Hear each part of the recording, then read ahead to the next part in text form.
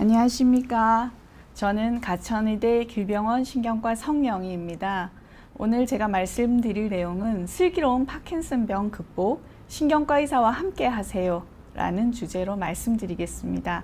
제가 지금 현재 대한 파킨슨병 및 이상운동질환학회 홍보이사로 일하고 있습니다.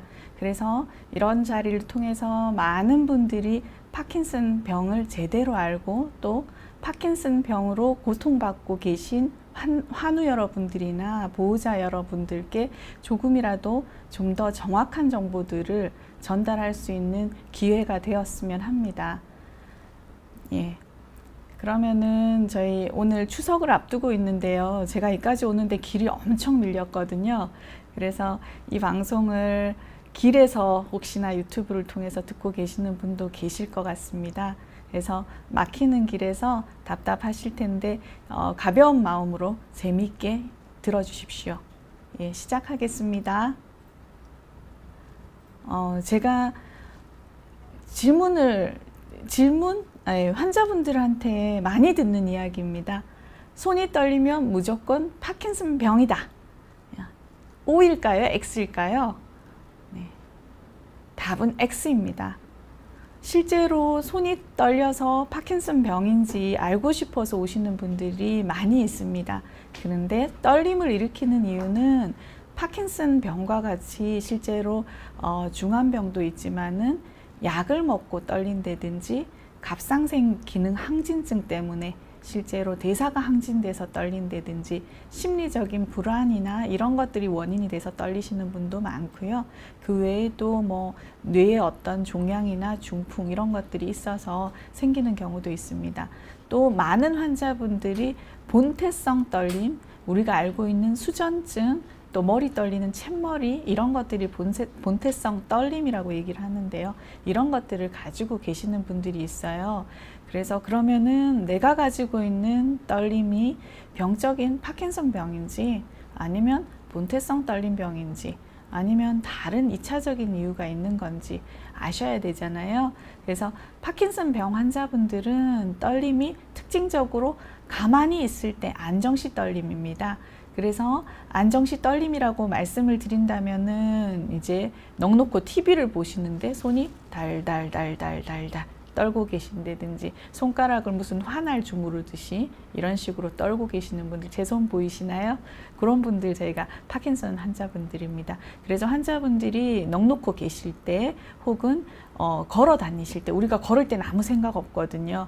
그럴 때 손이 떨린다 이러면은 꼭 병원에 오셔야 됩니다. 그런데 이런 파킨슨 환자분들은 식사를 하시거나 글을 쓰시거나 이런 식으로 손을 직접적으로 쓰실 때는 이 안정시 떨림이 사라지십니다. 그래서 일상생활의 떨림 때문에 크게 불편감은 없으십니다. 단 눈에 보이기 때문에 환자분들이 스트레스를 받으시는 거죠. 예, 근데 우리가 본태성 떨림이라고 얘기하는 수전증은 실제로는 가만히 있을 때 떨리는 게 아닙니다. 내가 손을 쓰려고 할 때, 술잔을 따르려고 하는데 윗분한테 지금 갑자기 손이 떨려서 술을 뭐 흘리신다든지 아니면은 수저질 하시거나 젓가락질 하시면서 손을 떠신다. 글자를 써야 되는데 손이 떨려서 글자를 못 쓰신다. 이런 분들은 대부분 본태성 떨림이고요. 이런 본태성 떨림은 보통 한 3년에서 5년 이상 오랫동안 지속되고 한 60% 정도는 가족력도 있으세요. 그래서 이런 것들을 저희가 떨림 형태를 통해서 구분을 하실 수가 있어요. 가만히 넋놓고 이렇게 앉아 있는데 달달달달달달 떨린다. 이건 파킨슨병인데 실제로 내가 수저질 하거나 혹은 손을 앞으로 쭉 뻗었는데 손이 이렇게 떨린다. 이러면 보통 본태 떨림이라고 저희가 말씀을 드릴 수 있는데 다른 2차적인 떨림도 제가 있다고 말씀을 드렸잖아요. 약이나 다른 내과적인 질환들, 불안감 이런 것들 때문에도 실제로 떨림이 생기실 수가 있습니다. 그래서 우리가 이런 안정시 떨림이 파킨슨병의 대표적인 떨림인데요. 파킨슨 증상으로 오시는 분들 중에서 80% 환자분들이 파킨슨병이라면 한 20% 정도는 2차적인 파킨슨 증후군이나 비전형적인 파킨슨증인 경우들이 많습니다. 그래서 우리가 2차적인 경우가 어떤 독성 물질이나 뇌 손상, 앞에서도 나왔던 약물 이런 것들 때문에도 생기고요. 우리가 특발성 파킨슨 병하고 또 비전형적인 파킨슨증은 또 다릅니다. 그래서 우리가 파킨슨 증후군이라고도 보통 많이 하는데요. 이 비전형적인 파킨슨증은 약물에 대한 반응도가 떨어집니다. 그래서 환자분들이 예후도 파킨슨 환자랑 달리 좀 빨리 진행이 되고 안 좋은 경과들을 밟는 경우들이 많기 때문에 실제로 정확한 신경과 의사의 진단과 적절한 치료가 가장 중요하다고 말씀드릴 수가 있겠습니다. 저희가 이제 또 간과하면 안 되는 게 저희가 앞에서 계속 약 때문에 떨릴 수 있습니다 말씀을 드렸거든요. 그래서 약물 유발성 파킨슨증도 있고 약 때문에 떨리는 경우도 있습니다. 그래서 흔히 저희가 떨림을 유발하는 약제들은 우리가 뭐 역류성 식도염이나 이런 것들 때문에 쓰는 소화제, 강력한 소화제들 지금 밑에서 저희가 신경과 학회에서 공지했는데요. 벤자마이드 계열의 위장 운동 조절계, 레보프라이드라고 이런 이름으로 보통 많이 팔리는데요. 이런 약제들이 많이 일으키고 맥서롱 이런 약제들이 실제로 약물 유발성 떨림이나 파킨슨증까지 일으킬 수 있습니다. 그 외에도 저희가 정신과 약들, 할로페리돈이나 리스페리돈 같이 항정신성 약제들이 실제로 약물 유발성 파킨슨증도 일으키고 떨림도 일으키고요.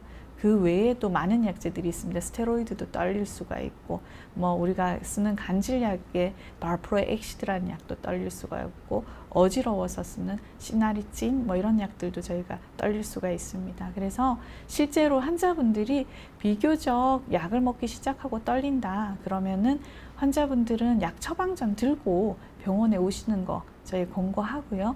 그렇게 해서 오시는 분들도 저도 기본적인 혈액 검사 합니다. 갑상샘이나 이런 것들의 문제 때문에 떨리는지 이런 것들 저희가 같이 체크를 합니다. 그 외에도 아까 말씀드렸던 체위성 떨림인데 환자분들이 한 3년에서 5년 이상 길게 됐다. 그리고 우리 엄마 아빠도 떨린다. 이런 본태 떨림도 있고요. 근데 꼭 오셔야 되는 분은요. 가만히 있는데 우리 엄마가 갑자기 TV를 보고 앉아가지고 넋놓고 계신데 손을 떨고 계신다. 혹은 걸으시는데 손 떠는 게 보인다. 그러면 무조건 병원으로 빨리 오셔서 파킨슨 검사를 하셔야 됩니다. 그래서 파킨슨 환자분들은요. 실제로 60세 이상의 노년에서는 100명 중에 한두 명입니다. 상당히 많은 숫자죠. 그리고 80세 이상에선 한 4명 정도고요. 워낙 저희가 고령화 사회가 이슈가 되고 있는데 이런 고령화 사회가 되면서 파킨슨 환자분들은 점점 늘어나고 있는 추세입니다. 왜 생기냐? 실제로 신경퇴행성 질환인데 뇌의 중뇌라는 요 어떤 부분에 흑색질이란 도파민 세포가 서서히 사멸을 합니다. 서서히 소실이 되면서 이 도파민이 부족해지면 떨림, 강직, 서동 이런 증상들이 생겨서 파킨슨병 이렇게 진단을 받게 되는 것입니다. 그래서 우리가 파킨슨병 간단히 알아봤는데요. 다음에는 환자분들이 좀 착각하시는 예입니다. 한쪽이 서서히 둔하고 힘이 빠지면 중풍이다. 예, 실제로 환자분들이 파킨슨 환자분들이 중풍으로 진단을 받는 경우가 상당히 많습니다. 예, 아닙니다. 우리가 중풍은 우리가 뇌혈관 사고라 그럽니다. 우리가 사고는 갑자기 나는 게 아니거든요. 갑자기 나는 게 아니라 이거는 사고는 갑자기 나는 거죠. 서서히 나는 게 아닙니다. 몇 시, 몇 분, 몇 초에 갑자기 자동차 사고 나듯이 힘이 빠진다든지 이런 것들은 혈관 질환입니다. 그렇지만 한쪽이 서서히 둔해지고 힘이 빠지는 느낌이 들고 이런 경우는 중풍이 아니죠. 이런 경우는 진짜 파킨슨 병을 생각하셔야 됩니다. 네.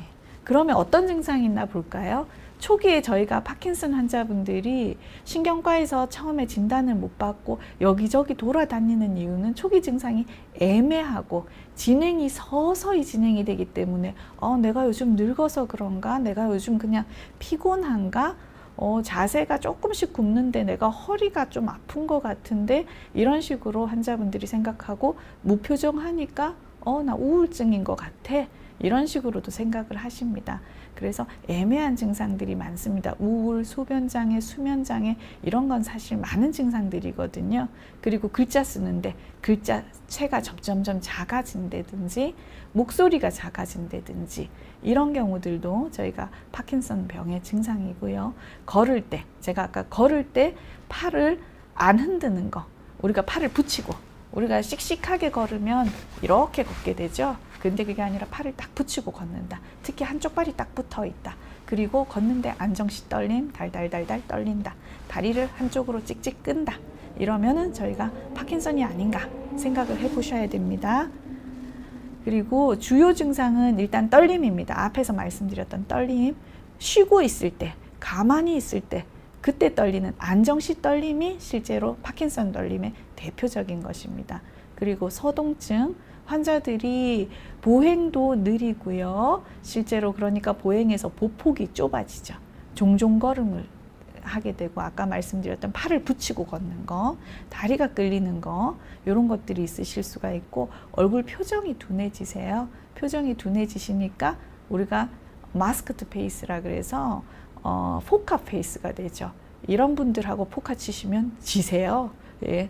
그리고 말하는 것도 음향이 적고 단조로우십니다. 웅얼웅얼거리는 그런 느낌의 말이 되는 거죠.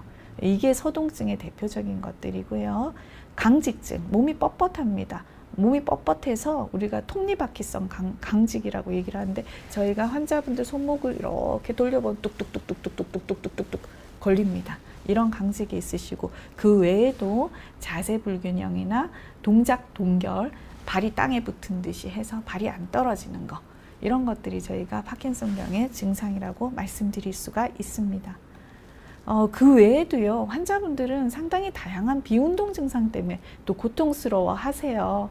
예, 자율신경장애라는 게 우리가 저절로 조절이 돼야 되는데 소대변이 조절이 안 된다든지 우리가 혈압이 일정하게 유지가 안 돼서 기립성 저혈압 일어났는데 눈앞이 캄캄해진다든지 이런 것들도 생기고 팔다리에 이상한 스물스물한 느낌이나 불쾌감 이런 하지불안 증후군 같은 것들도 같이 동반이 될 수가 있고 통증이나 감각 이상도 많이 생겨요.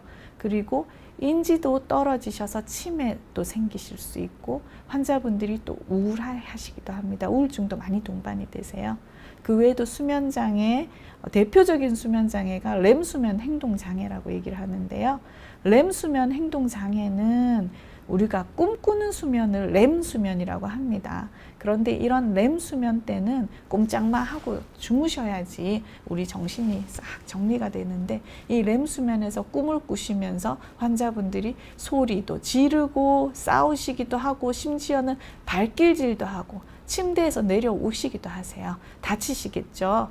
이런 걸 저희가 렘수면 행동장애라고 하는데 이런 증상들이 같이 동반되는 경우들이 많고 이런 증상들이 오래전부터 있다가 좀 시간이 지나서 파킨슨증이 생길 수도 있습니다. 그래서 렘수면 행동장애는 파킨슨병의 또 대표적인 정구 증상이고 그 외에도 그런 정구 증상이 냄새를 못 맡는 거 그리고 변비 있으신 거 이런 것도 파킨슨병의 정구 증상입니다.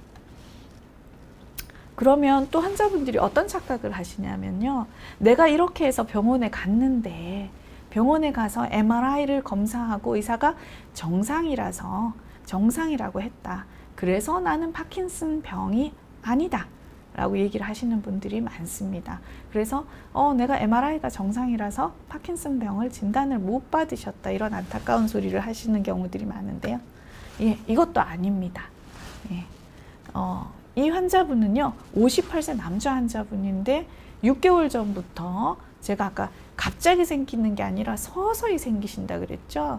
그래서 6개월 전부터 서서히 좌측 다리가 끌리고 뻣뻣하고 좌측 손이 좀 둔해진 느낌이 있어서 내원을 하셨어요.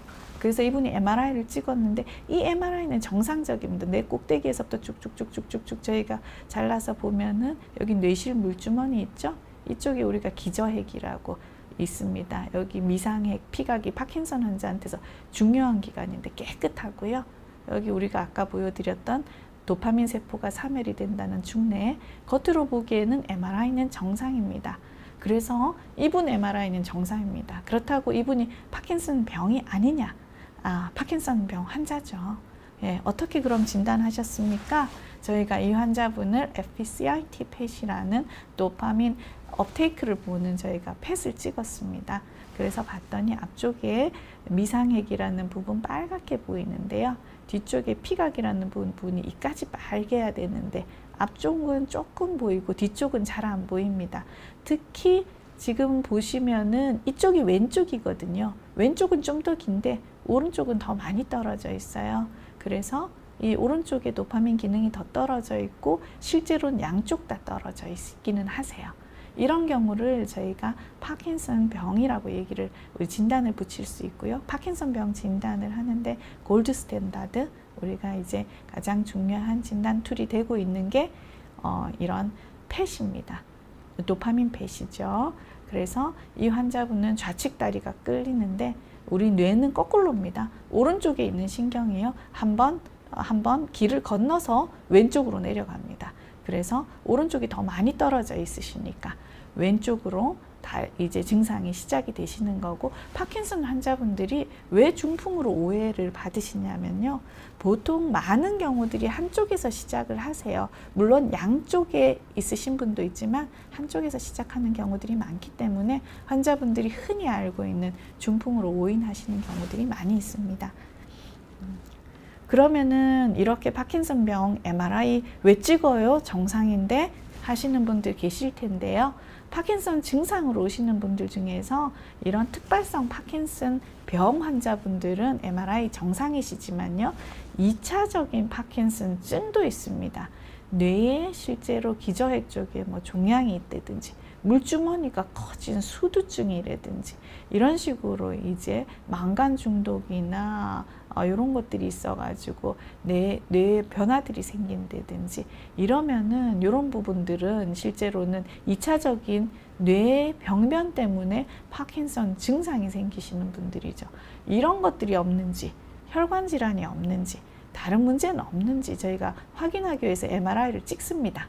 그리고 그 외에도 아까 제가 특발성 파킨슨 병하고 실제로 비슷하고 예후가 나쁜데 저희가 말씀드렸던 게 비전형적 파킨슨증이라고 말씀드렸습니다. 환자분들이 알고 있는 파킨슨 증후군이라고 얘기를 하는데요. 이런 파킨슨 증후군들은 초기에는 또 애매하게 안 나오는 경우들이 있는데 조금 진행이 되면 진행성 핵상마비 같은 경우는 뇌 중뇌라는 데가 위축이 생겨서 쪼그라들면서 미키마우스 모양이나 여기가 딱 꺾이면서 우리가 모닝글로리 우리가 나팔꽃처럼 보이는 것도 있고, 중뇌가 여기가 위축이 되면서 무슨 벌새 부리처럼 보이기도 하고요. 다계통 위축증이라는 비전형적 파킨슨증은요, 실제로 손해나 뇌교 쪽이 위축이 돼서 이런 식으로 저희가 보이고요. 피각 쪽에도 위축이 돼서 이런 식으로 관찰을 할 수가 있습니다. 변화들을. 그래서 파킨슨 병의 진단을 위해서 MRI를 찍는 건 2차적인 파킨슨증과 비전형적인 파킨슨증을 감별을 하는 게 통상적인 목적이라고 생각을 하시면 되고, 일반적인 특발성 파킨슨 병 환자분들은 통상적으로 찍는 MRI는 정상이라고 생각을 하시면 됩니다. 그리고 아까 말씀드렸던 PET, 양성자 방출 단층 촬영은요, 파킨슨 병 진단하는데 중요한 도구가 되는데요. 이런 식으로 뇌의 기저핵의 미상핵하고 피각 쪽이 빨갛게 이제 도파민 기능이 보이는데, 이게 파킨슨 환자분들을 앞에 보셨던 환자분처럼 소실이 됩니다. 소실이 돼서 뒤쪽부터 소실이 되면서 앞쪽에만 이렇게 남아 있습니다. 이런 경우가 우리가 파킨슨 병을 진단을 할 수 있는 거죠. 해부학적으로는 멀쩡한데 기능이 떨어져 있는 거, 도파민 기능이 떨어져 있는 거, 이거 저희가 파킨슨 병이라고 얘기를 합니다. 그러면 또 환자분들이 이렇게 해서 파킨슨 병을 우리가 어떤 증상을 가지고 오셔서 영상을 통해서 우리가 진단을 받으셨어요. 그러면 환자분들 마음이 엄청 우울하시겠죠. 왜냐하면 어디서 파킨슨 병은 불치병이라고 들으셨으니까요. 그래서 환자분들이 많이 착각을 하세요. 파킨슨 병은 불치병이다 이렇게 생각하시는데요. 답은 아닙니다. 답은 아니다 합니다. 예, 우리가 파킨슨 병은요, 치료가 되는 병입니다. 환자분들이 어떤 병이 있으시면 치료라는 개념이 두 가지 개념이 있다고 생각을 하시면 되는데요. 한 가지는 원인적인 치료입니다. 이런 경우가 완치가 되죠. 폐결핵이 있다, 폐렴이 있다, 이런 건 약을 어느 정도 먹고 완치가 되죠. 그런데 당뇨나 고혈압 뭐 이런 것들은 실제로 증상적 치료입니다. 증상적 치료라는 거는 실제로는 완치의 개념보다는 계속 꾸준히 관리를 하고 치료하는 개념이거든요. 그래서 파킨슨 병도 실제로는 원인을 근본적으로 없애서 졸업을 시켜드릴 수는 없습니다. 그렇지만 계속적으로 조절하고 증상을 완화시키고 하시면서 환자분들이 일상생활을 영위할 수 있게끔 저희가 충분히 도와드릴 수 있습니다. 그래서 파킨슨 병은 불치병이 아닙니다. 그러면은 파킨슨 병을 진단받고 이건 약을 어떻게 쓰나요? 궁금하실 텐데요. 일단은 저희가 치료 원칙은 환자분들이 일상생활을 무리 없이 영위할 수 있는 최소의 용량의 약물을 사용하는 것이 일단 원칙이고요. 환자분들이 개개인이 처한 상황이 다릅니다. 어떤 분들은 일을 하셔야 되고 어떤 분들은 일 없이 지내시고 하시는 경우들도 있습니다. 그런데 환자분은 실제로는 환자분의 나이나 연령, 직업을 고려해서 저희가 약물을 선정하고 그 환자분 용량도 거기에 맞춰서 정해서 조금씩 올려나가서 적응을 시켜드립니다. 그래서 우리는 지금 현재 환자분을 좋게 하는 거, 그리고 나아가서 나중에도 장기적으로도 환자분들을 좋게 해드려야 되기 때문에 초기부터 장기적인 치료 계획을 설정하고 시간이 지나서도 변함없이 잘 치료가 되도록 하는 치료법을 찾아 나갑니다. 그러면은 약제는 어떤 게 있나요? 예, 환자분들한테 저희가 뇌에 도파민이 부족합니다 라고 말씀을 드렸습니다. 그러면 그럼 부족한 도파민을 먹으면 되겠네요. 그렇게 되겠죠? 예, 맞습니다. 부족한 도파민을 저희가 채워드려야 되는데요. 그런데 도파민은 뇌를 싸고 있는 삼중막인 BBB라는 것을 통과하지 못합니다. 그렇기 때문에 저희가 그걸 통과하는 도파민의 전구물질인 레보도파를 약으로 저희가 드립니다. 그래서 저희가 레보도파 쓰시는 분들 많으실 거예요. 이거 내가 쓰는 약인데 하시는 분들 많을 텐데요. 프로킨이나 마도파 제형들이 있고 스타레보 이런 약들이 있는데요. 레보도파는 실제로 가장 큰 좋은 점은 증상 개선 효과가 뛰어나고 싸고요. 그리고 부작용도 적습니다. 그런데요, 단점도 있습니다. 약효 지속 시간이 길지가 않아요. 그래서 환자분들이 3년에서 5년 정도 지나면서 장기적인 운동 합병증이라는 게 생기는데 그게 이제 운동 동요라고 얘기를 하고 이상 운동증 이런 것들이 있습니다. 이런 것들이 저희가 생기는데 이런 것들이 도파민 용량이 많아지면은 저희가 잘 생기실 수가 있습니다. 그 외에도 오심, 구토나 어지럼증, 변비, 망상, 환시 이런 부작용들이 있을 수가 있습니다. 그 외에 우리가 레보도파 외에 도파민과 비슷하게 해서 뇌 기저핵에 직접 작용하는 도파민 효연제라고 있습니다. 도파민 효연제는 도파민 수용체를 직접 활성화시키기 때문에요. 일단은 우리가 대사 물질이 적기 때문에 신경 보호나 이런 것들에 대한 얘기들이 좀 나와 있습니다. 그리고 약효 지속 시간이 깁니다. 아까 도파민은 지속 시간이 좀 짧다 그랬는데 지속 시간이 깁니다. 그래서 운동 동요나 이상 운동증 같은 것들을 저희가 지연시켜주는 장점이 있습니다. 그러니까 우리가 젊은 환자분들한테 주로 많이 타겟으로 쓰게 됩니다. 근데 단점도 있어요. 부작용이 아까 저희가 레보도파는 부작용이 적습니다 라고 말씀드렸는데 레보도파에 비해서는 부작용이 더 흔합니다. 오심, 구토나 어지럼증, 발목 부종 그보다 이제 더 큰 문제는 저희가 과도한 주간 졸림증입니다. 젊은 분들한테 쓰는데 너무 갑자기 졸림이 쏟아져 가지고 운전하시는데 사고가 날 뻔하신다든지 그렇게 되시면 안 되겠죠. 그리고 충동 조절 장애라는 게 있습니다. 환자분들을 저희가 빠른 속도로 약을 올리거나 환자분들이 또 임의로 약을 더 많이 먹어서 생기기도 하는데요. 그러면 환자분들이 충동 조절 장애가 생깁니다. 비교적 젊은 남자한테 흔히 생기고요. 흡연이나 기존의 어떤 충동 조절 장애에 기왕력이 있었던 분들도 잘 생기고, 병의 정도가 좀 심하신 분들, 처음부터 환자분들이 증상이 좀 심하신 분들이 있거든요. 그런 분들도 또 잘 생기는데, 이런 충동 조절 장애가 생기면 환자분들이 신경과로 오셨는데 갑자기 정신과 환자로 돌변하시는 경우들이 있습니다. 남자분들 같은 경우는 실제로 과도한 성적 욕구가 생겨서 범죄까지 사고를 치시는 경우도 생기세요.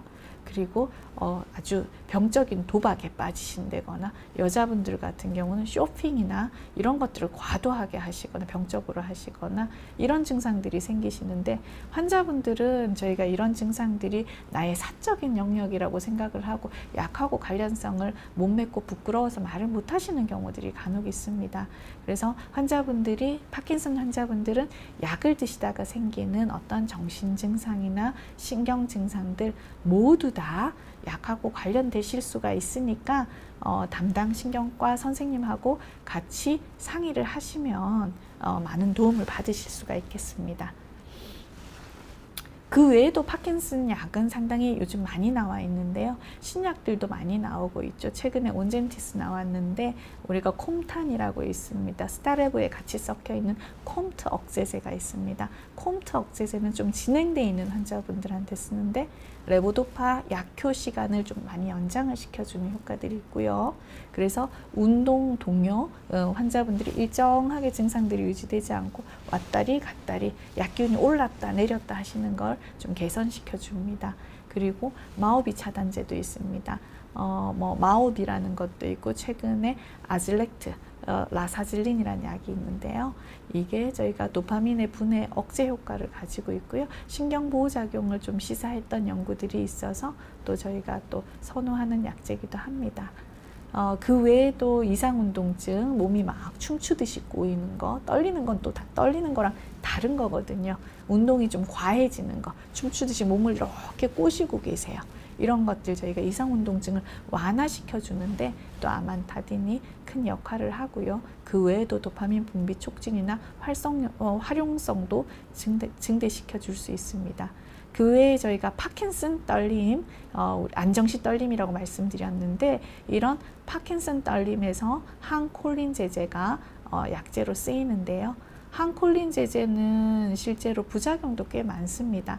입 마르거나 파킨슨 환자분들이 변비 많다 그랬는데 변비가 생기거나 소변장애 이런 것들도 생기지만 기억력도 깜빡깜빡 하신다고 얘기를 하시고요. 동공조리개가 열리면서 뿌옇게 보인다고도 하세요. 그래서 저희가 좀 나이가 드신 인지기능이 떨어지신 분들한테 쓰기엔 또 조심스러운 부분들이 있습니다. 그 외에도 실제로 약을 쓰다 보면 생길 수 있는 저희가 부작용들이 꽤 있습니다. 좋은 작용들이 있기 때문에 저희가 반드시 약을 써야 되고요. 약은 저희가 진단받고 나서 쓰는 게 훨씬 좋은 것으로 저희가 되어 있습니다. 참고 쓰는 것보다는 진단받으시면 저희가 약을 써서 환자분의 삶의 질을 높이는 게 좋다는 연구들이 많이 있습니다. 그래서 조기 진단과 조기 치료를 저희가 권장을 합니다. 그런데 약이 생길 수 있는 우리가 원치 않는 작용을 부작용이라고 합니다. 이런 부작용은 환자분뿐만 아니라 의사도 원치 않습니다. 근데 간혹 환자분들이 이건 약하고 상관없을 거야 라고 의사에게 얘기하지 않는 경우들도 있습니다. 그래서 이런 거 저희랑 다 상의를 해달라는 거죠. 어지러운 거, 오심, 구토는 기본적이지만 발목 부종이나 정신 증상들, 특히 앞에서 제가 말씀드렸던 충동 조절 장애, 갑자기 성적 욕구가 늘어나고 쇼핑을 하고 도박에 빠지고 이런 것들 다 약물 부작용으로도 생기실 수가 있으니까 얘기해 주시고요. 기립성 저혈압, 앉았다 일어났는데 눈앞이 깜깜해지고 너무 졸려요. 그것도 약의 부작용이실 수 있습니다. 그래서 이 모든 것들을 신경과 전문의 선생님하고 상담을 하시면 꼼꼼하게 다시 체크를 해서 재조절을 해서 환자분이 편안하게 드실 수 있게끔 해드릴 겁니다.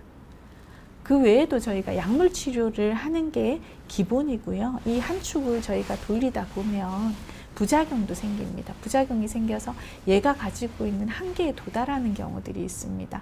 그러면은 이제 파킨슨 병을 진단받은 지 5년 이상 경과되고 그게 진행되어 있는 환자분들이죠. 이런 분들한테 약축만으로 안 되니까 한쪽 축을 더 돌리는 거죠. 그래서 두 개의 축이 이렇게 같이 돌아가게끔 만듭니다.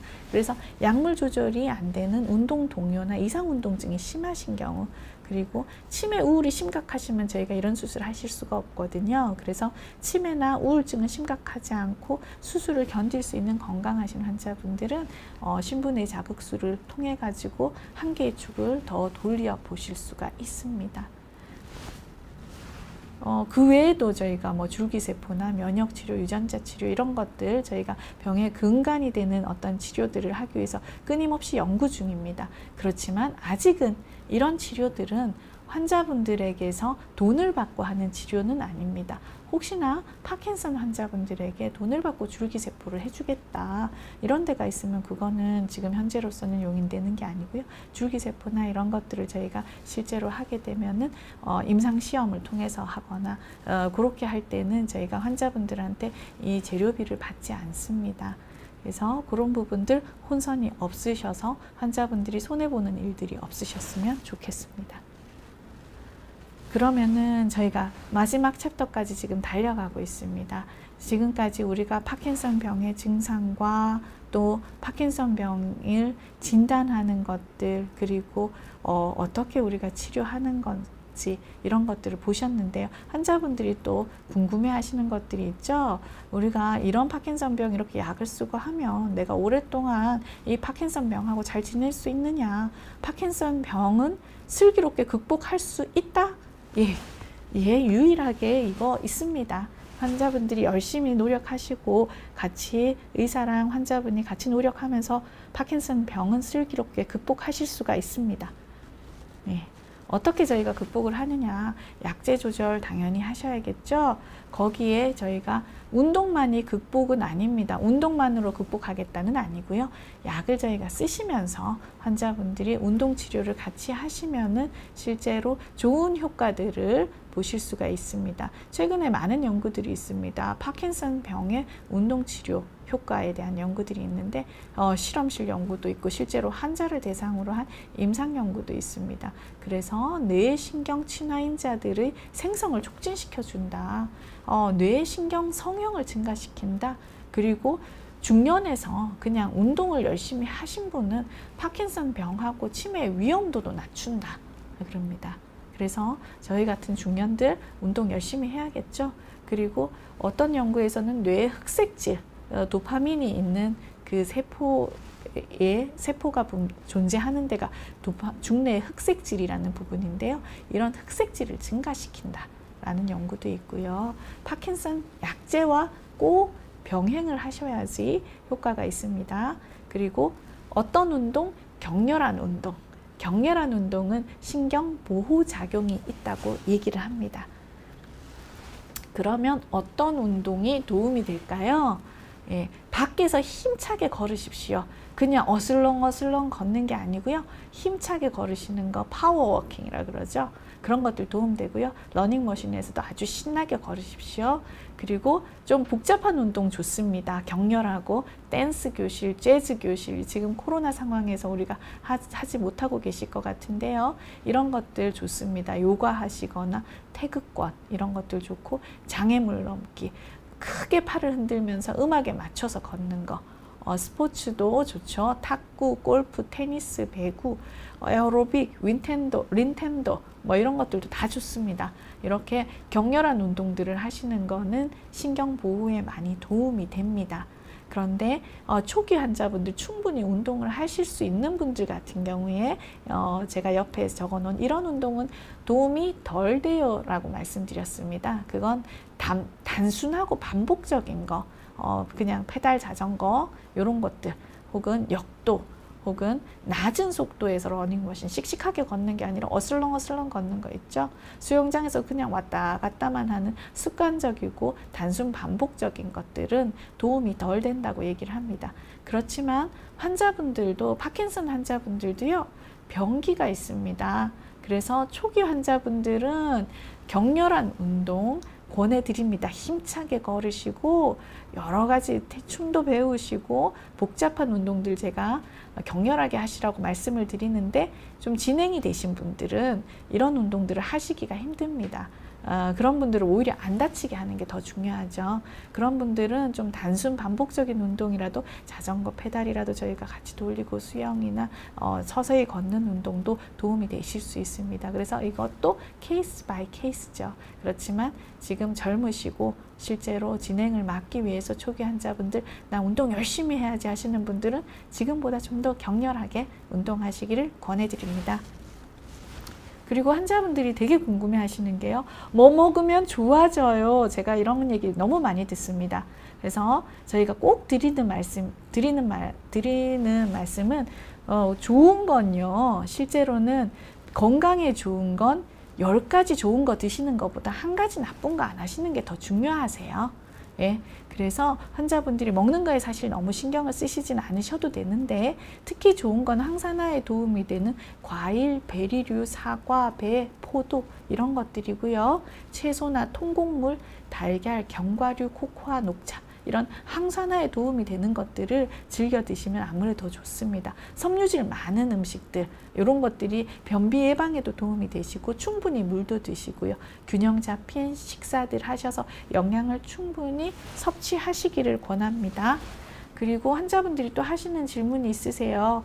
나 지금 레보도파 먹고 있는데 단백질이 많은 음식은 먹지 말라고 했는데 이거 먹어도 되나요? 얘기하시는데요. 드시면은 실제로는 공복에 저희가 약을 드시는 걸 좀 더 권해드리는데, 우리가 단백질 수용체를 통해서 소장으로 약이 흡수가 되는데, 단백질하고 경쟁을 해버리면 약이 우리가 100을 드렸는데 흡수율이 떨어지겠죠.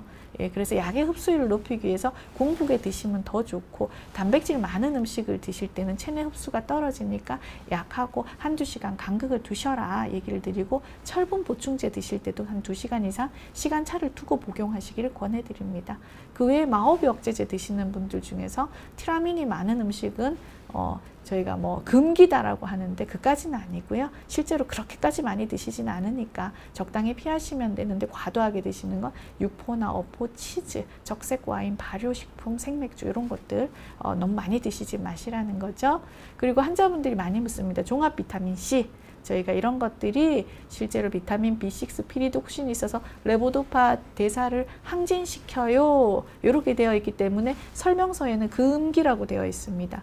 그런데요, 지금 괜찮습니다. 지금 드시는 레보도파들은 다 그냥 레보도파 단독이 아니라 레보도파랑 도파 디카복실라제 차단제랑 결합되어 있습니다. 그렇기 때문에 카비도파나 벤제라자이드랑 같이 있는 약이기 때문에 같이 복용하셔도 괜찮습니다. 저희 대한 파킨슨 병과 이상운동 질환 학회에서는요, 환자분들을 위해서 많은 프로그램들을 하고 있습니다. 환자분들이 관심을 가지고 보실 수 있는, 환자분들이 궁금해하는 파킨슨병 101가지 이야기를 저희가 출판을 했고요. 그 외에 환자분들을 위한 홈페이지 파킨슨 코리아 네트워크가 있습니다. 최근에 환자분들을 위한 우리 유튜브 채널인 파킨슨 TV도 오픈했습니다. 그래서 환자분들에게 좀 더 많이 다가가고 정확한 정보를 드리기 위해서 노력하고 있습니다. 예. 꼭 참조하셔서 정확한 정보 얻어가시기를 바랍니다. 우리 슬기로운 파킨슨병 극복 신경과 의사와 함께 하십시오. 예, 감사합니다.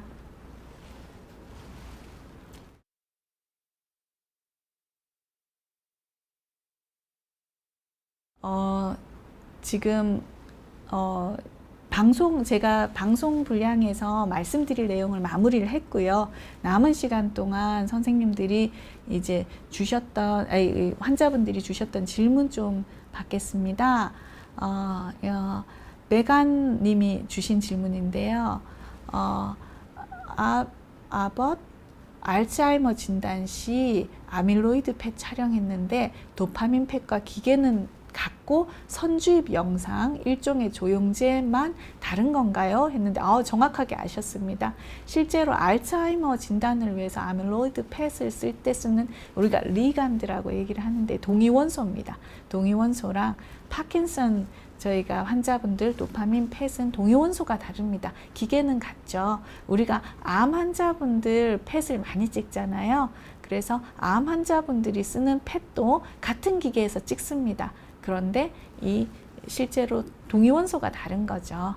그래서 암 환자분들이 보통 쓰던 펫이 FDG 펫이라는 거고, 저희가 도파민 펫 같은 경우는 지금 저희가 쓰고 있는 게 FCIT 펫이고, 알츠하이머 진단하기 위해서 아밀로이드 펫, 또 뭐 최근에 타우 펫, 이런 것들 저희가 쓰고 있습니다. 두 번째 질문인데요. 통계는 내 운명님이 주신 질문입니다.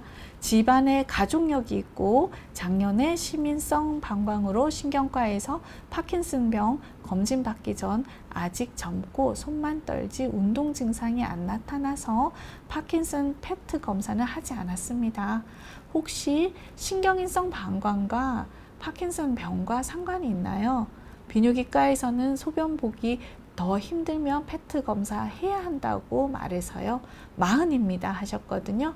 사실 파킨슨 환자분들이 많이 생기는 나이는 5, 60대고요. 40은 사실 젊죠. 물론 45세 이전에 생기는 양년기 파킨슨 병도 있습니다.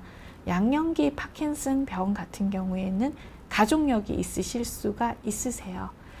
통상적인 우리가 고령에서 생기는 파킨슨 병은 특발성 파킨슨 병이고 가족력이 있는 병이 아닙니다. 즉 유전되지 않는다는 거죠.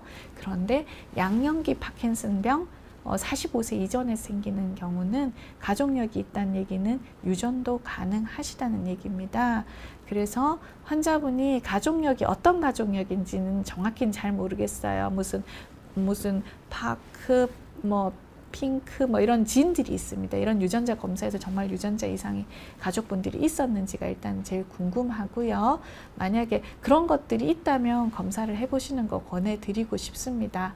근데 환자분이 그게 없는 이제 그냥 단순히 우리 가족이 있다고 해가지고 40에 꼭 유전이 된다, 그렇게는 저희가 말씀을 못 드리고요.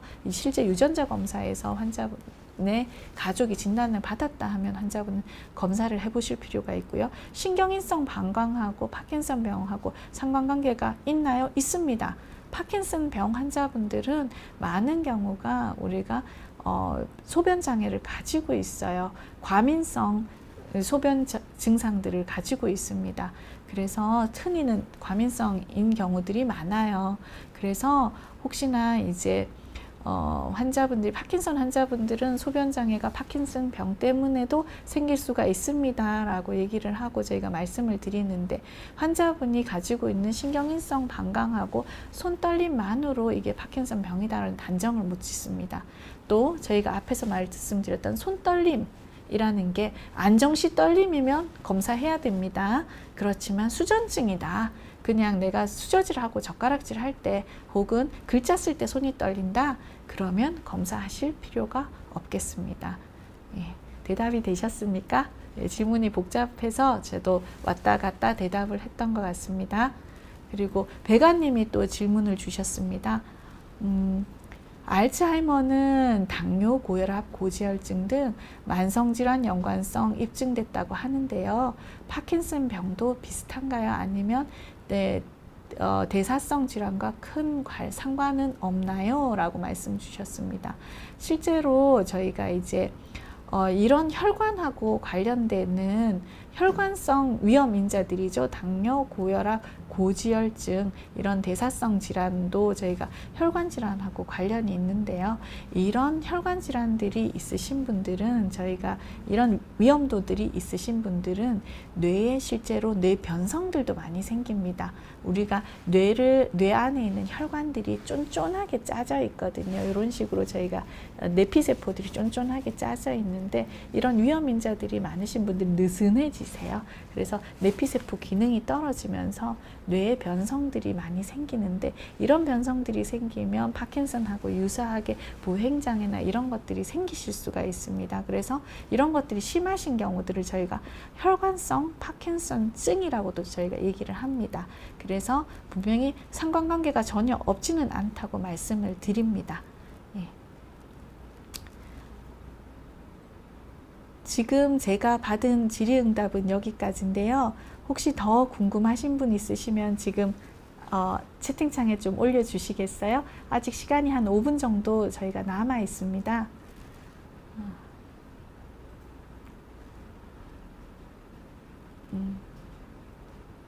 저희가 지금 질문이 안 올라오면 제가 조금 일찍 종료를 하겠습니다. 저희가 꼭 말씀드리고 싶은 것은요, 환자분들이 실제로 병을 진단을 받고 여기저기 많이 헤매세요. 그래서 저희는 가장 믿을 수 있고 파킨슨 병에 대해서 체계적으로 배우고 수련이 되어 있는 제가 신경과 의사를 찾아가시라고 말씀을 드리고 싶습니다. 그래서 처음부터 끝까지 선생님하고 잘 관리하시면 충분히 좋은 효과들을 발휘할 수 있고요. 그리고 저희 대한 파킨슨 병 및 이상운동질환학회에서는 파킨슨 환자분들을 위해서 제가 말씀드렸던 책자나 유튜브 채널이나 우리가 파킨슨 코리아 네트워크와 같은 홈페이지를 운영하고 있습니다. 오셔서 좋은 정보들 받아가셨으면 좋겠습니다. 오히려 환자분들이 여기저기 인터넷에 떠도는 좋지 않은 정보들, 실제로 옳지 않은 정보들에 현혹되고 환자분들의 어떤 지푸라기라도 잡고 싶은 마음을 이용하는 상술에 돈도 잃고 건강도 잃고 하는 저희가 안타까운 상황들을 보게 되거든요. 그래서 환자분들이 정확한 정보를 알고 거기에 맞춰서 대처를 하시면은 슬기롭게 파킨슨 병 충분히 극복하실 수 있다고 말씀드립니다. 예, 경청해 주셔서 감사합니다. 즐거운 추석 되시고요. 풍성한 한가위 맞이하십시오. 감사합니다.